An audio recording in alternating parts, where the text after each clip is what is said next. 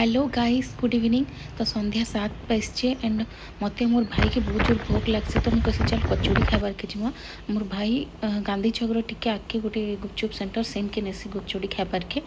आउ थे भी 12 वर्ष मुझे आसती सेन के नहीं सेन तो बढ़िया लगसी आ बहुत दिन है मुई कचौड़ी ना खाई थी तो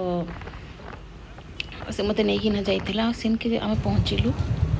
देखुन आ सेनु 8-10 जन थे भिड़ थे तो आम मुझे कहली कचौड़ी खाइबार के आउ से मोर भाई दही गुपचुप खाइबार लगे कहला तो से बनाला फास्ट अलग मैंने जब मैंने ऑर्डर देती से फास्ट बनाला इन गुपचुप भी बहुत भल लगसी आईटा से बनाऊन गुपचुप आड़े कचौड़ी बनाऊन देखुन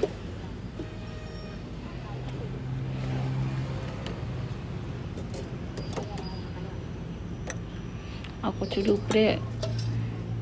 चना देले चना झोल आउ गुपचुप उपरे से जेन दही मीठा सस ये सब देले दुई नु आउ इटा जीरा धनिया गुण देले आम इच्छा गुण देले आउ टिके सेव पकाले दुई थरे तो इतार ऊपर आउ गोटे कचौड़ी आनिकिना भांगिकिना पकाले इतार ऊपर गुपचुप ऊपर पियाज पकाले